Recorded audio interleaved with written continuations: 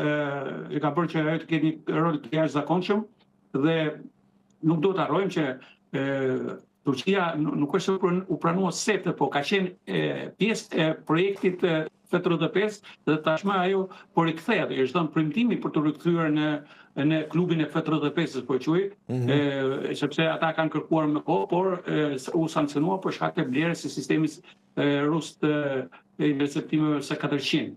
Pra, kjo e njësër që e bëjnë Turqinë edhe në summit, Turqia luajti rol të jashtëzakonshëm dhe ajo ngriti problemin e marrjes pjesë të Turqisë të kompanive turke në prokurimet publike që bëhen për llogari të NATO-s, pra dhe kjo me sa diun është pranuar. Nga ana tjetër, do jetë pasaj zotësia presidentit Trump se si do arrijë që heqjen e sanksioneve dhe ripranimin e Turqisë në F35-ën ta kalojnë ta kalojnë me ligjvënësit amerikan. Kjo është shumë e rëndësishme. Ana tjetër, kjo duket sikur ka cënuar disa ekuilibre. Në këndvështrimin tim nuk ka cënuar, po ata ndjejnë veten që ka cënuar. Ata zotëruesit e deri tanishëm të F35-ve, që është Greqia 1 dhe Izraeli 2. Këto dy vende, sidomos në pjesën e mesdheut, mendojnë që kjo dhënia e këtyre avionëve të Turqisë do të cënonte epërsinë strategjike të këtyre dy. Por duket presidenti Trump ka një ide tjetër, presidenti Trump ka që kur të tre kanë epërsi strategjike, atëherë paqja do të jetë më e sigurt, domethënë.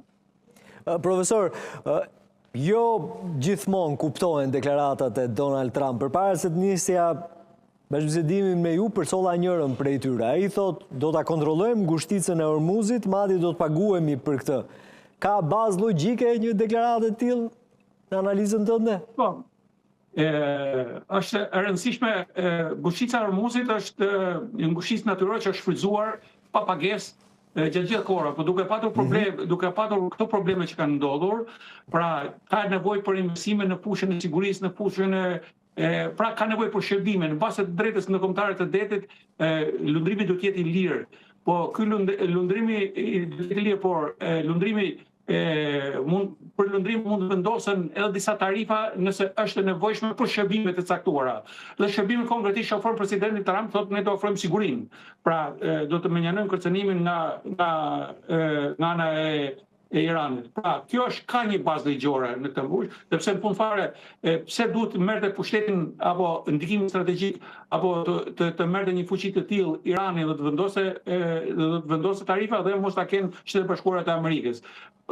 Duke patur Shtetet Bashkuara të Amerikës, kjo mundson akoma më tepër që të një të kufizohet fuqia rajonale e Iranit përveç se sa është kufizuar, domethënë duke goditur, duke shkatruar ushtrinë e tjerë, po të kufizohet duke i akufizuar edhe asaj dhe duke trajtuar edhe atë të barabartë me shtete tjera për shfrytëzimin e ngushticës së gjirit persikl. Pra, kjo është në këndvështrimin tim ka bazë ligjore, se këtë bazë ligjore përpiqej ta shfrytëzonte vetë Irani. Dhe Irani në farë mënyrë poziciononte ta privatizonte dhe do të vendosë edhe tarifa, bile ata kanë filluar paraprakisht dhe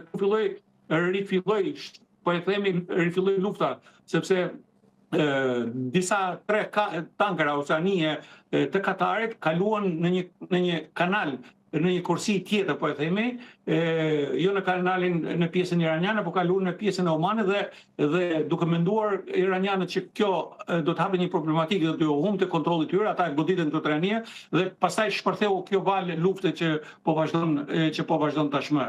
Pra, në farë mënyrë unë mendoj që presidenti Trump në përfundim është më mirë edhe për vendet e gjirit, por edhe për këto që më mirë ta marrin në kontroll Shtetet Bashkuara të Amerikës, sepse në fund fare ato investuan dhe bën luftë për këtë problem. Normalisht tarifa do ketë, këto tarifa do jenë tarifa shërbimesh. Shtetet Bashkuara të Amerikës janë të angazhuara në botë që garantojnë lundrimin e lirë. Pra, nuk mund Shtetet Bashkuara të Amerikës të vendosin gjëra që nuk mund të garantonte vetë. Pra, në farë mënyrë do paguhen shërbimet dhe ngushtica do jetë e lirë. Qartë. Hiqen sanksionet për Turqinë, i ofrohet bashkëpunim me F-35-ën, siç e tham, ama pikpyetja e madhe mbetet marrëdhënia që do të ketë me Rusinë. E dim arsyeën e sanksioneve, apo jo, blerjen e pajisjeve ushtarake, por jo vetëm me Vladimir Putin. Sot, çfarë do të ndodhë midis Erdoganit edhe liderit rus? Erdogani, Turqia është superfuqi rajonale. Turqia, krahas detyrimeve që i zbaton si vend antar i NATO-s e tjerë, po zhvillon edhe një politikë e pavarur. Ka qenë perëndori i lirë dhe Turqia është e përgjegjshme për rrugën që ka ndjekur. Ajo është një aktor i fuqishëm gjeopolitik në rajonin e lindjen e mesme dhe jo vetëm, pra është në një vend kryqëzim edhe të qytetërimeve.